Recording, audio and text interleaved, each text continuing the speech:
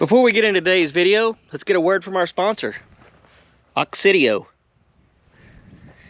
If you're like me and you drive older vehicles like a 2013 Dodge Ram or maybe even a 2019 Cadillac, or my personal favorite, a 2008 Grand Marquis, but you're not real happy with the light system that's on it, check out Oxidio.com.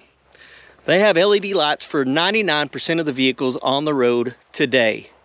What's so great about LED lights? Well, they're 700% brighter than stock bulbs and outperforming halogen and other chip brand models. With 360-degree, no blind spot construction, what does this mean for you? The perfect beam pattern. Oxidio also prides themselves at having 50,000 hour long lifespan with their lights, which equals approximately 100 halogen bulbs. The other great thing about Oxidio lights is they're simple plug and play. Minimal tools in order to get to your lights are required. And then it's just like putting in a halogen bulb or your factory bulb back into your car. Super easy plug and play system. If you're interested in enjoying some of Oxidio's LED bulbs, all you got to do is use the promo code below, Little Boy Customs, at Oxidio.com, and you'll enjoy 15% off your order today. Now, let's get back to the episode. Hey everyone, welcome back to Little Boy Customs. Today, we're going to be working on a 1951 Chevrolet truck. I know, I'm pretty well known for only working on Fords for the most part, but this truck hasn't been on the road since 2015. It's a non-runner currently, but we're going to try to get it running in this episode. It's not going to be a revival kind of like Vice Grip Garage. It's more just a, can we get it to run and drive? So there's a lot to do to it. Let's get in and check it out.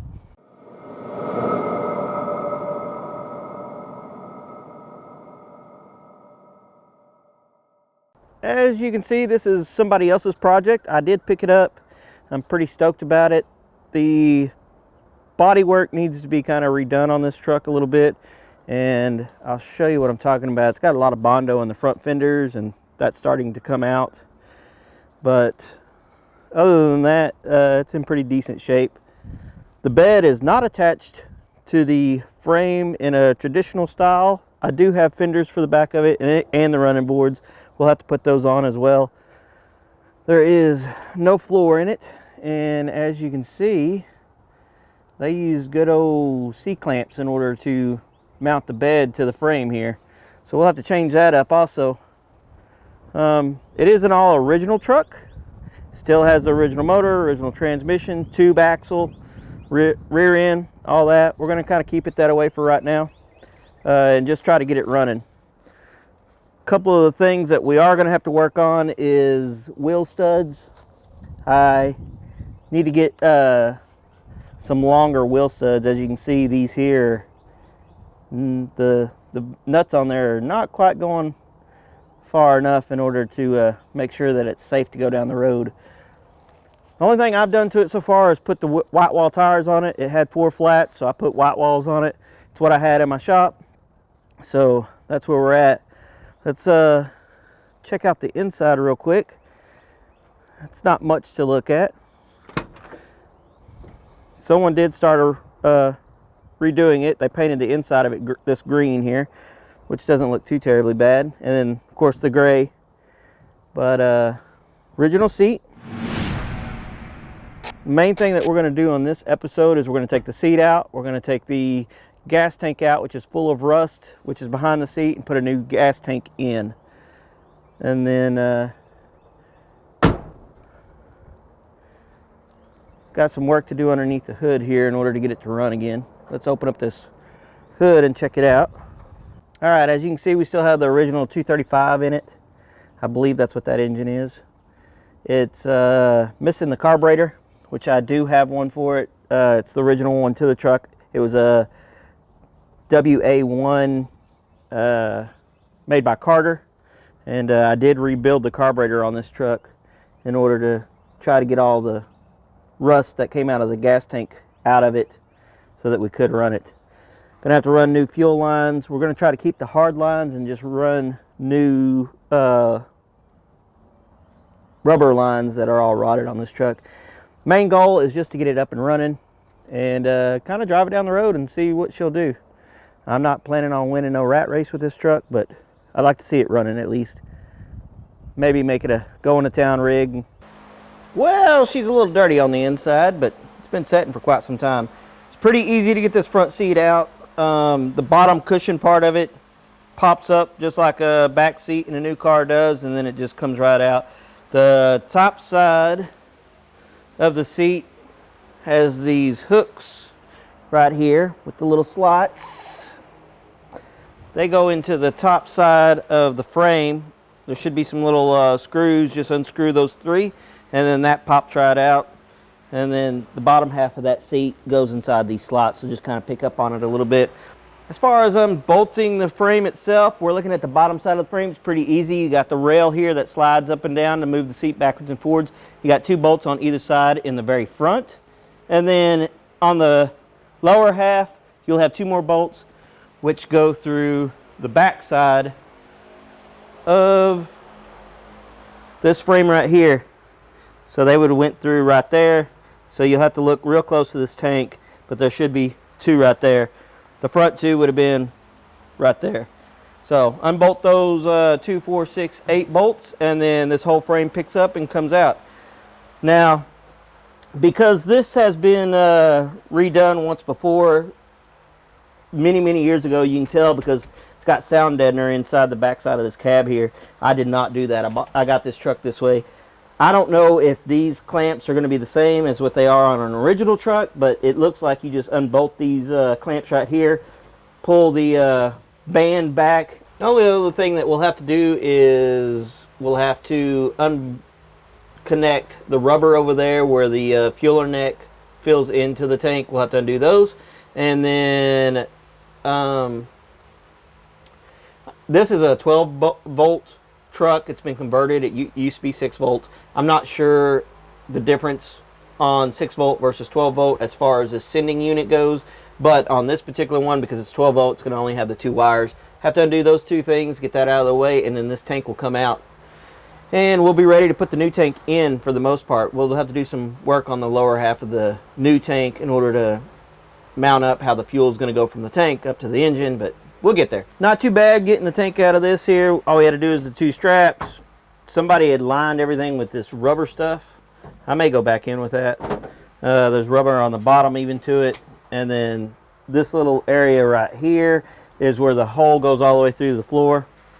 Of course, undid the little brackets that hold the rubber between the fill neck and the actual tank. That was pretty easy to do. And you can tell this tank's in pretty bad shape, because if you walk with me over here, this is the sending unit. This is the part that we were looking at from the top side. But you see all the rust that's going on here? That's a pretty good indication that the tank is in pretty bad shape. Even the float's already missing off of it. But on top of that, if you come over here, I know you can't see from this angle, but let me get a light in here. And if you see this filler neck, you can see all the corrosion from the water. And then if we look off down in there, let's see if we can get some light on the subject, baby.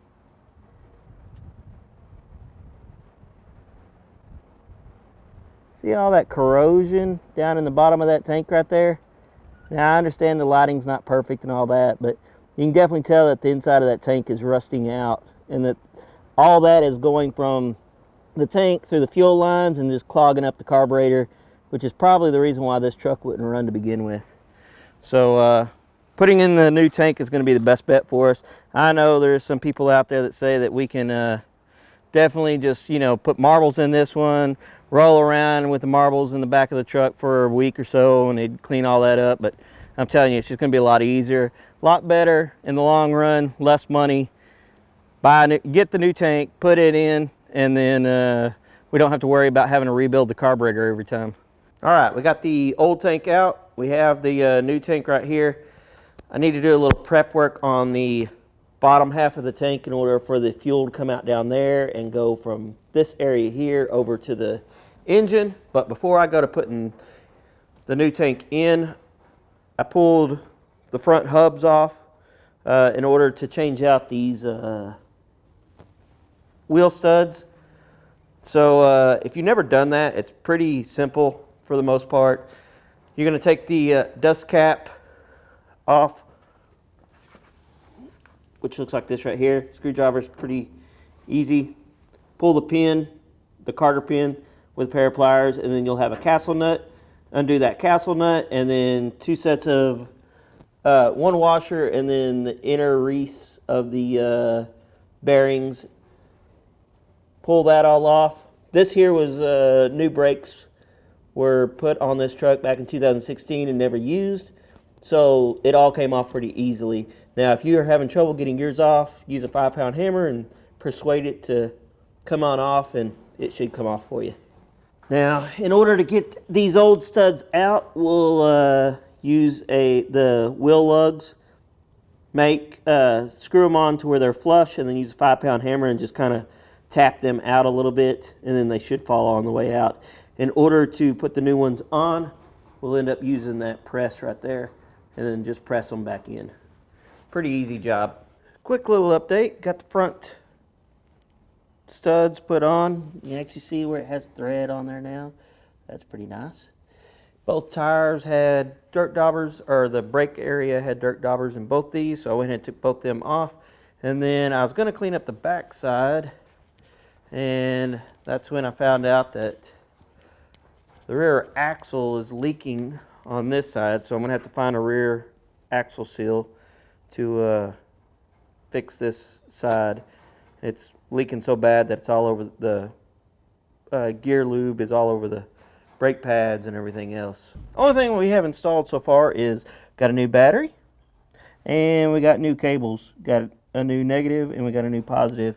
But while we were messing around with the positive, we found even more bad news under the hood here. If you look right down there, that area right there should have a fuel pump right there, and if you can see, there's the base of the fuel pump, but there's no fuel pump. So at some point in time it got sheared off, so I'm gonna have to go buy a new fuel pump. Ready to put the new tank in. Need to get new fuel lines, a new hard line that goes from the tank up to the front.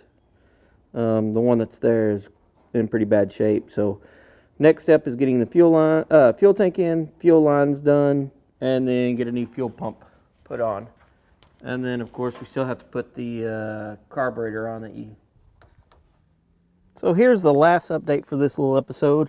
Seats back in, tank is inside of the truck, as you can see right back there, maybe.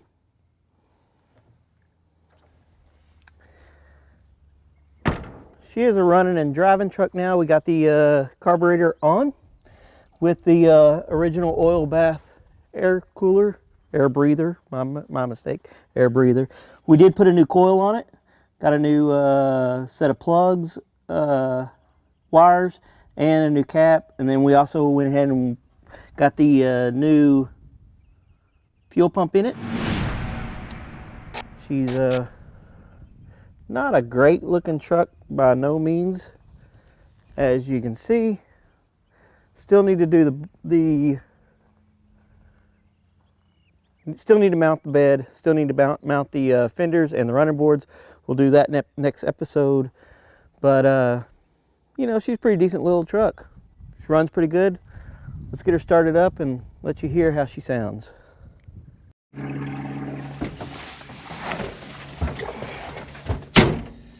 After all that work, let's see what she sounds like. Quick flip of the switch, clutch in, couple of pumps.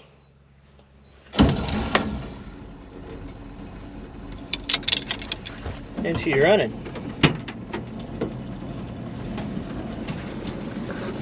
It's a pretty quiet little truck.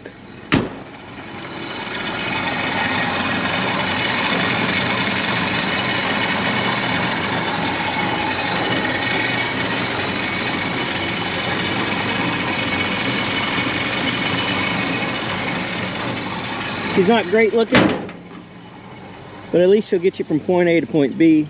Of course, I still need to mount the bed, the fenders, and the running boards, and put some tail lights on it.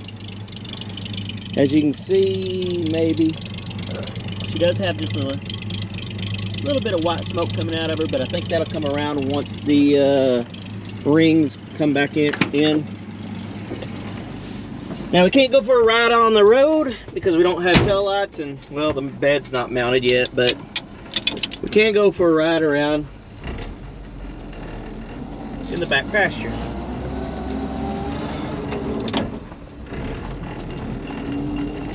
Cool thing about these trucks is they were made to work. So it's got the original 4-speed transmission in it. Virtually the first 2 gears are like granny gears. The first gear is at walking pace at most, and from then on you got 3 more gears, kind of get you around. This truck likes to perform about 50 miles an hour going down the road. I have had one up to about 70, but that's really pushing it. You're going to start having some oil issues coming out of it. So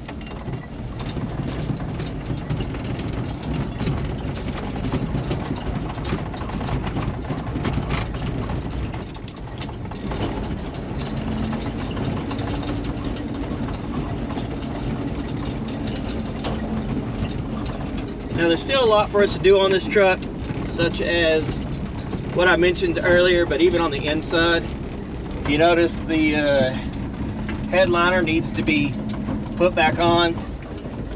The doors, they still need some tender loving care there. We don't have any handles on the inside. We also don't have the fabric that covers up this area right here, so we'll have to take care of all that as well. The speedometer gauge is working. This other gauge over here is not working. So may get to that, may not. I'm not exactly sure on this next episode. I do know that on the next episode we will get to the headliner, the interior parts, and get the bed, fenders, and running boards mounted on this thing. Then from there we'll see what happens. If you made it this far in the episode, I appreciate you watching and sticking around with me. If you haven't subscribed, please consider doing so. If you have subscribed, well, I appreciate it. If you like what you saw, make sure you give it a thumbs up. If you didn't like what you see, give it a thumbs down. Let me know. And as always, if you have any questions or anything, please leave a comment below, and I'll try to get back to you as soon as I can. Until next time, thanks for watching. Be safe.